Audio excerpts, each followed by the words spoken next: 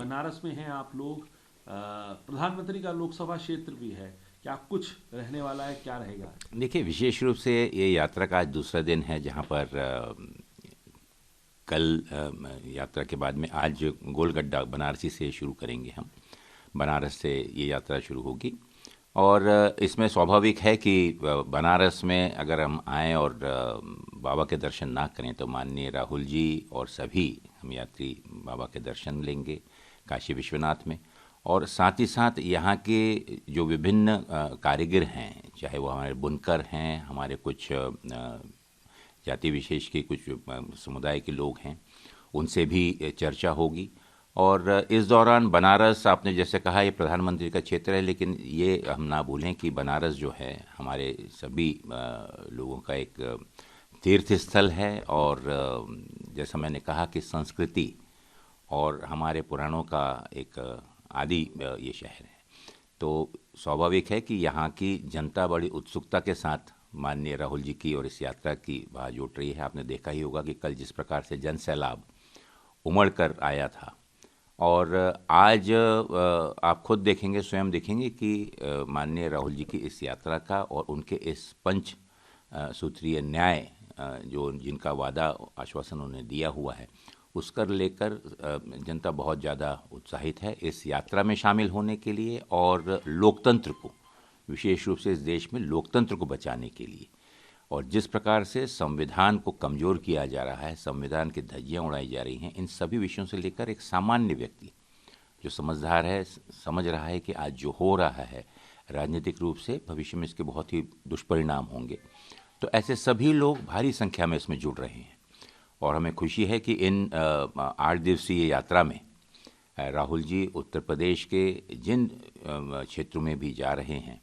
उन क्षेत्रों में वहाँ की लोग जनता का समर्थन ही नहीं, लेकिन बहुत ही आशा और उम्मीद के साथ लोग राहुल जी के नेतृत्व पर और कांग्रेस पार्टी की ओर देख रहे हैं। सर,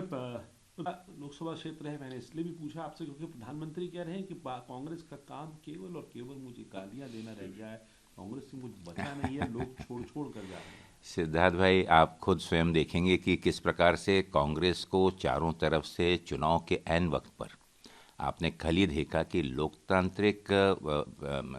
प्रदेश और यहाँ पे लोकतंत्रता के ऊपर में किस प्रकार से प्रहार किया जा रहा है। कल ही आपने देखा कि पहले तो सभी नेताओं के घरों में ईडी, इनकम टैक्स के रेड्स किए जा रहे हैं, उन लोगों को आतंकित किया जा रहा है, लोगों को रोका जा रहा है कि इन यात्रा में शामिल ना हो। उसके बावजूद भी जो रिस्पांस आप देख रहे हैं वो आपके सामने है। कल अखिल भारतीय कांग्रेस कमेटी का और हमारे अखिल भारतीय युवा कांग्रेस के अकाउंट्स को फ्रीज कर दिया गया। एक राष्ट्रीय और सबसे पुरातन, सबसे पुरानी पार्टी होने के बावजूद भी, और जिस प्रकार से ट्रांसपेरेंट तरीके से हर वर्ष इसके अकाउंट्स ऑडिट होते हैं, अकाउंट्स पेश किए जाते हैं, लेकिन सिर्फ लोगों के बीच में एक भ्रम फैलाने के लिए, लोगों के बीच में एक गलत मैसेज देने के लिए और कांग्रेस के कार्यकर्ताओं को डिमोरलाइज करने के लिए, उनका मनोबल तोड़ने के लिए कल ये कृत्य किया गया, जो कि मैं समझता हूँ कि लोकतंत्र के इतिहास में ये पहली बार हुआ होगा कि जहाँ पर एक सत्तारूढ़ पक्ष दूसरे राष्ट्र और सबसे पुरानी पार्टी के अकाउंट्स को बिना कोई कारण दिखाए, बिना कोई मौका दिए, बिना कोई उसका स्पष्टीकरण मांगे हुए और अकाउंट सीज किया जाता है।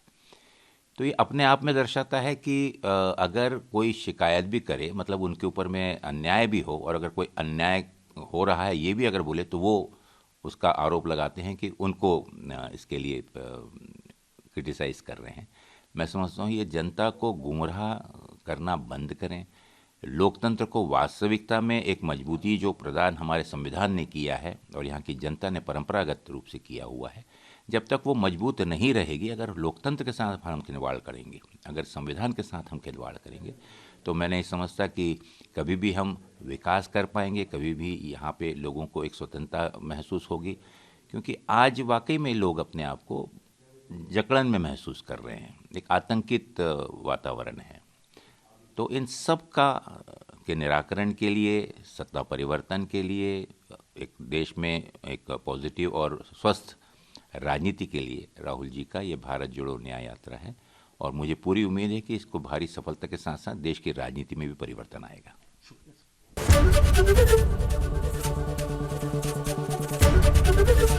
एबीपी गंगा, खबर आपकी, जुबान आपकी।